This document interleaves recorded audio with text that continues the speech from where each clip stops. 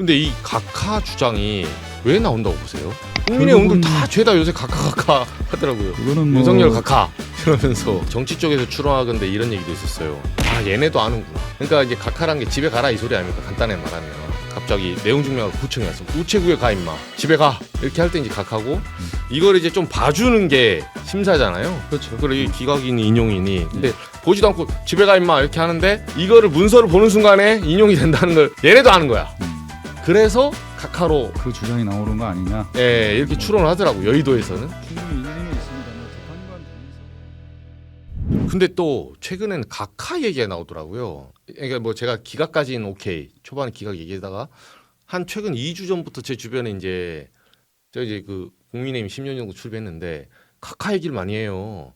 이게 그 지기현 판사의 구속 취소 이후에 네. 이제 절차적 뭐를 갖고 들어온 것 같은데 그 중에 일사부재의를 얘기하더라고요. 이제 국회에서 탄핵소추안이 2번 발의됐잖아요. 한 번은 12월 7일 그리고 2차 탄핵소추안에서 통과를 했는데 12월 14일에 이거를 이제 그쪽 주장입니다. 2번을 하면 이게 일사부재의. 그러니까 한 번 했으니까 두 번째는 안 된다. 이게 절차가 위반된 건데 당시에 우당탕탕한 거다. 네. 고로 각하다. 이게 일리가 있어요? 전혀 근거 없고요. 오히려 국회법에 따라서 국회가 다시 이제 두 번째 탄핵소추 결의가 국회가 다시 개회가 그렇죠. 된 겁니다. 그래서 1차 탄핵소추안이 이제 폐기가 되고 2차 탄핵소추안이 다시 이제 안건이 상정됐기 때문에 일사부재리하고는 전혀 관련이 없다. 그래서 그거는 아마 그쪽에서 그렇게 억지 주장을 하는 것이다라는 거고요. 그다음에 각하 주장이 뭐 여러 군데서 뭐 자꾸 하는데 그것도 네. 법리적 근거가 없어요. 제가 보는 관점에서는 첫째 주로 내란 범죄를 국회 측에서 철회했기 때문에 국회 의결을 다시 받아야 되는데 받지 않아서 그 주장을 하죠. 절차적 네. 위법이 있고 따라서 뭐 본안에 대한 판단을 하지 않고 탄핵 심판에 대한 각하를 해야 되는 거 아니냐라는 네. 건 대통령 측에 뭐 상당히 오랫동안 주장해 왔던 건데 우선 국회가 의결한 탄핵소추 의결 사유는 아무런 변경이 없습니다. 네. 국회에서 의결한 내용은 그대로 내란 행위가 그대로 들어가 있고요. 다만 이제 국회 측은 이것이 형사 재판이 아니고 헌법의 탄핵 심판 제도이기 때문에 굳이 헌법 위반이나 뭐 국가공무원법이나 개헌법 위반, 뭐 형법 위반이 있지만 그 중에서 굳이 형법 위반은 주장하지 않겠다 그런 의미입니다. 그렇죠. 이 공무원 파면 조항 아닙니까? 어때요? 그렇습니다. 왜냐하면 그렇기 때문에 이제 맨 처음에 이제 국회에서는 이제 형법에 내란 범죄 적용을 하게 되면은 형사소송법에 굉장히 엄격한 증거 법칙이라든가 이런 것들이 좀 논의가 돼야 되고 네.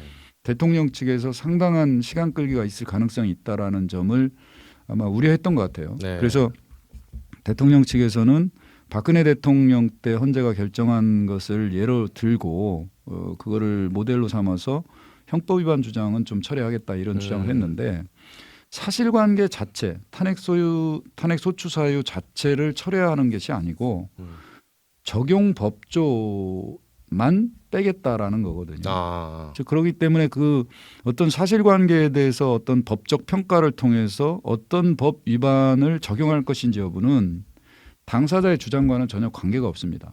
국회가 잘못 주장했더라도 헌법재판소가 직권으로 법 위반 여부에 대한 평가를 통해서 법 위반을 판단할 수 있는 거예요. 네. 그리고 여러 그 탄핵소추 사유 중에서 어떤 법 위반으로 파면 여부를 결정할지는 헌법재판소 재판관들의 고유한 독자적인 판단 권한이 있다. 그래서 국회가 설령 내란 범죄 부분을 철회한다고 하더라도 헌법재판소가 구애받는 것은 아니고 구속되는 것은 아니고 따라서 헌법재판소는 별도로 판단할 수도 있고 판단하지 않을 수도 있다는 거죠. 그래서 이것은 탄핵소추 사유에 대한 철회가 아니기 때문에 국회의 재의결을 받을 필요가 없다. 이 점에 대해서는 아마 어느 정도 알고 있는 법률가들이라면 당연한 법리이기 때문에 이 점을 갖고 각하될 가능성은 없다고 봅니다. 근데 이 각하 주장이 왜 나온다고 보세요?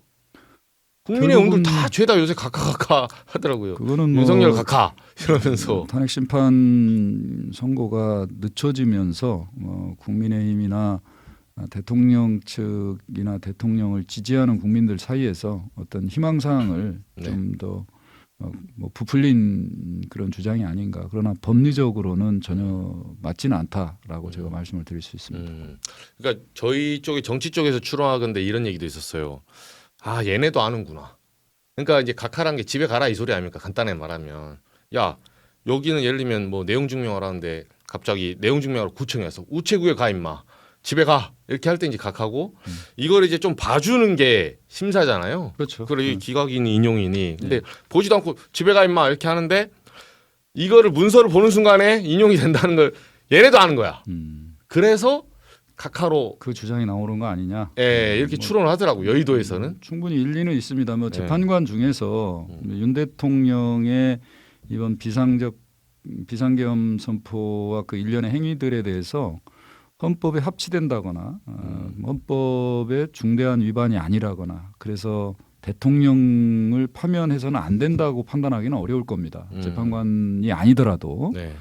그렇기 때문에 재판관 입장에서 정말 탄핵 결정을 하고 싶지 않다고 한다면 사실 실체 관계에 대한 판단을 하지 않고 쉽게 본인이 벗어날 수 있는 방법은 각하죠. 아, 절차적으로 위법하기 때문에 이 부분에 대한 실체적인 사실관계나 위법 여부는 판단하지 않고 문전에서 이제 발로 차는 거죠. 말하자면 뭐 그런 선택 가능성이 있으니 재판관들에게 그런 뭐 희망을 네. 뭐 전달하고 뭐 그런 결정을 해 주십사 하고 간절히 바라는 뭐 희망에 불과한 것이 아니냐 저는 그렇게 생각이 됩니다. 그럼 이것도 정치 의견의 하나네요. 힘싸움에 지금 들어온 거네 사실은. 그렇지 않겠습니까? 저는 이 사건은 우리가 뭐 진보냐 보수냐 그리고 대통령을 지지하느냐 하지 않느냐의 문제가 아니라고 봅니다. 저는 네. 대한민국이라는 민주공화국 그리고 대한민국이라는 국가공동체의 운명을 결정지을 수 있는 중요한 사건이다. 그리고 헌정사적으로 대통령이 어떤 친위 구데타를 통해서 정적을 제거하고 장기 집권을 획책한 사례가 여러 차례 있었습니다. 네. 그런 민주주의의 반민주적이고 반헌법적인 오욕의 헌정사가 있었거든요. 네. 그렇기 때문에 지금 87년 민주항쟁을 거쳐서 만들어진 이 헌법이 우리 헌정사에서도 가장 자랑스러운 헌법이고 그 헌정 체계 하에서 지금 우리가 정치 제도와 국정이 운영되고 있는데 지금 별안간 4, 50년 전으로 후퇴한 이런 생각할 수 없는 일이 벌어졌기 때문에 헌법재판소의 이번 결정은 대한민국의 앞으로의 장래, 대한민국의 운명을 좌우할 수 있는 그런 결정이다라고 생각이 되고요. 저는 뭐 재판관들도 충분히 이 사건의 성격이나 이 사건 결정의 어떤 결과가 대한민국의 국가공동체와 대한민국 국민에게 어떤 영향을 미칠 것인지를 잘 알고 있을 것이다. 그래서 올바른 결정을 할 것이고 당연히 올바른 결정이 나올 것이라고 믿습니다.